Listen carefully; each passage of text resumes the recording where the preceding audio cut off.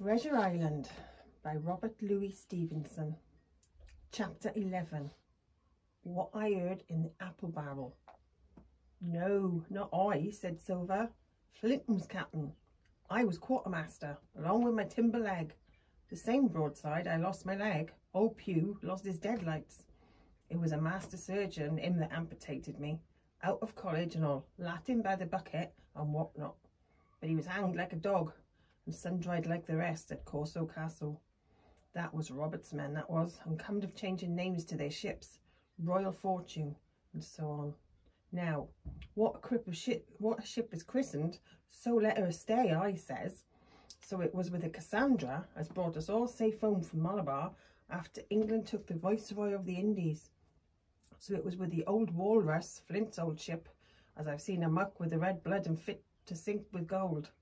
Ah, cried another voice, that of the youngest hand on board, and evidently full of admiration. He was the flower of the flock, was Flint. Davis was a man too, by all accounts, said Silver. I never sailed along of him, first with England, then with Flint. That's my story, and now here on my own account, in a manner of speaking. I laid by 900 safe from England, and 2,000 after Flint. That ain't bad for a man before the mast, all safe in bank. 'Tain't earning now, it's saving does it. You may lay to that. Where's all England's men now? I don't know. Where's Flint's? Why, most of 'em aboard here, and glad to get the duff. Been begging before that, some of them. Old Pew, as had lost his sight, and might have thought shame, spends £1,200 in a year, like a lord in Parliament. Where is he now? Well, he's dead now and under hatches, but for 2 years before that, shiver me timbers, the man was starving. He begged and he stole and he cut throats and starved at that by the powers. Well, it ain't much use after all, said the young seaman. 'Tain't much use for fools, you may lay to it. That nor nothing, cried Silver.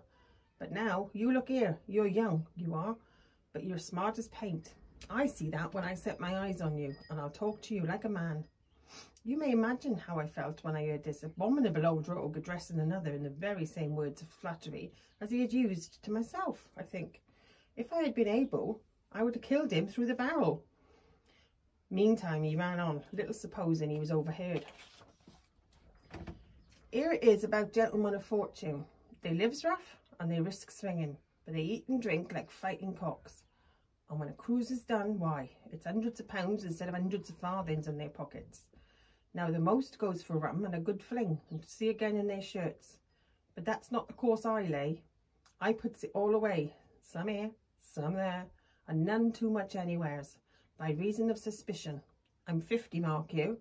Once back from this cruise, I set up gentlemen in earnest. Time enough too, says you. Ah, but I've lived easy in the meantime, never denied myself on nothing heart's desires, and slept soft and at dainty all my days, but when at sea. And how did I begin? Before the mast, like you. Well, said the other, but all the other money's gone now, isn't it? You daren't show face in Bristol after this. Why, where might you suppose it was? Asked Silver derisively. At Bristol, in banks and places, answered his companion. It were, said the cook. It were when we weighed anchor, but my old missus has it all by now, and the spyglass is sold, lease and goodwill and rigging, and the old girl's off to meet me. I would tell you where, for I trust you, but it'd make a jealousy amongst the mates. And can you trust your missus? Asked the other. Gentlemen of fortune, returned the cook, usually trusts little among themselves, and right they are, you must lay to it. But I have a way with me, I have. When a mate brings a slip on his cable, one as knows me, I mean, it won't be in the same world with old John. There was some that was feared of Pew, and some that was feared of Flint. But Flint his own self was feared of me. Feared he was, and proud. They was the roughest crew afloat, was Flint's. The devil himself would have been afeard to go to sea with them. Well now, I tell you, I'm not a boasting man, but you've seen yourself how easy I keep company. But when I was quartermaster, lambs wasn't the word for Flint's old buccaneers. Ah, you may be sure of yourself in old John's ship. Well, I tell you now, replied the lad, I didn't half a quarter like the job till I had this talk with you, John, but there's my hand on it now. And a brave lad you were, and smart too, answered Silver, shaking hands so heartily that all the barrel shook and a finer figurehead for a gentleman of fortune I never clapped my eyes on. By this time I had begun to understand the meaning of their terms. By a gentleman of fortune they plainly meant neither more nor less than a common pirate, and the little scene I had overheard was the last act in the corruption of one of the honest hands, perhaps of the last one aboard. But on this point I was soon to be relieved, for Silver giving a little whistle, a third man strode up and sat down by the party. "Dick Square," said Silver. "Oh, I know Dick was square," returned the voice of the coxswain, Israel Hands. "He's no fool, is Dick." And he turned to his quid and spat. "But look here," he went on. "Here's what I want to know. Barbecue. How long are we going to stand off and on like blessed burn boat? I've had almost enough of Captain Smollett. He's hazed me long enough, by thunder. I want to go into that cabin, I do. I want their pickles and wines and that." "Israel," said Silver, "your head ain't much to count, nor ever was, but you're able to hear, I reckon. Leastways your ears is big enough. Now here's what I say. You'll berth forward, and you'll live hard, and you'll speak soft, and you'll keep sober, till I give the word. And you may lay to that, my son." "Well, I don't say no, do I?" growled the coxswain. "What I say is, when? That's what I say." "When? By the powers!" cried Silver. "Well now, if you want to know, I'll tell you when. The last moment I can manage, and that's when. Here's a first-rate seaman, Captain Smollett, sails a blessed ship for us. Here's the squire and doctor with a map and such. I don't know where it is, do I?" "No more do you," says you. "Well then, I mean this squire and doctor shall find the stuff and help us to get it aboard, by the powers. Then we'll see. If I was sure of you all, sons of double Dutchmen, I'd have Captain Smollett navigate us halfway back again before I struck." "Why, we're all seamen aboard here, I should think," said the lad Dick. "We're all forecastle hands, you mean," snapped Silver. "We can steer a course, but who's to set one? That's what all you gentlemen split on, first and last. If I had my way, I'd have Captain Smollett work us back into the trades at least. Then we'd have no blessed miscalculations and a spoonful of water a day. But I know the sort you are. I'll finish with them at the island as soon as Blunt's on board, and a pity it is. But you're never happy till you're drunk. Split my sides, I've a sick heart to sail with the likes of you." "Easy on, Long John," cried Israel. "Who's a crossing of you?" "Why, how many tall ships, think ye now, have I seen laid aboard, and how many brisk lads drying in the sun at Execution Dock?" cried Silver. "And all this for some hurry and hurry and hurry. You hear me? I seen a thing or two, see? I have. If you would only lay your course and pint to windward, you would ride in carriages, you would. But not you. I know you. You'll have your mouth full of rum tomorrow and go hang." "Everybody'd know you was kind of a chaplain, John, but there's others could hand and steer as well as you," said Israel. "They liked a bit of fun, they did. They wasn't so high and dry nohow, but they took their fling like jolly companions, every one." "So?" says Silver. "Well, and where are they now? Pugh was that sort, and he died a beggarman.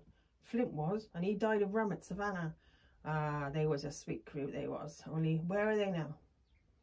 "But," asked Dick, "when do we lay 'em at thwart? What are we to do with 'em anyway?" "There's the man for me," cried the cook admiringly. "That's what I call business. Well, what would you think? Put 'em ashore like maroons? That would have been England's way. Or cut 'em down like that much pork. That would have been Flint or Billy Bones." "Billy was the man for that," said Israel. "Dead men don't bite," says he. Well, he's dead himself now. He knows the long and short on it now. And if ever a rough hand came to port, it was Billy. "Right you are," said Silver, "rough and ready. But mark you, I'm an easy man. I'm quite the gentleman, says you. But this time it's serious. Duty is duty, mates. I give my vote. Death. When I'm in Parliament and riding in my coach, I don't want none of these sea lawyers in the cabin a coming home unlooked for like the devil at prayers. Wait is what I say. But when the time comes, why, let her rip." "John," cried the coxswain, "you're a man." "You'll see so, Israel, when you see," said Silver. "Only one thing I claim. I claim Trelawney. I'll wring his calf's head off his body with his hands. Dick," he added, breaking off, "you just jump up like a sweet lad and get me an apple to wet my pipe like. You may fancy the terror I was in. I should have leaped out and run for it, if I had found the strength, but my limbs and heart alike misgave me. I heard Dick begin to rise, and then someone seemingly stopped him, and the voice of the hands exclaimed, "Oi, stow that! Don't you get sucking of that bills, John. Let's have a go of the rum." "Dick," said Silver, "I trust you. I've a gauge on the keg, mind. There's the key. You fill a pannikin and bring it up." Terrified as I was, I could not help thinking to myself that this must have been how Mr. Arrow got the strong waters that destroyed him. Dick was gone but a little while, and during the absence Israel spoke straight in the cook's ear. It was but a word or two that I could catch, and yet I gathered some important news, for, besides other scraps that tended to the same purpose, this whole clause was audible. "Not another man of them'll dream." Hence there were still faithful men on board. When Dick returned, one after another of the trio took the pannikin and drank. One, to luck; another with a "Here's to old Flint," and Silver himself saying in a kind of song, "Here's to ourselves, and hold your luff, plenty of prizes and plenty of duff." Just then a sort of brightness fell upon me in the barrel, and looking up, I found the moon had risen, and was silver in the mizzen top and shining white on the luff of the foresail, and almost at the same time the voice of the lookout shouted, "Land ho!"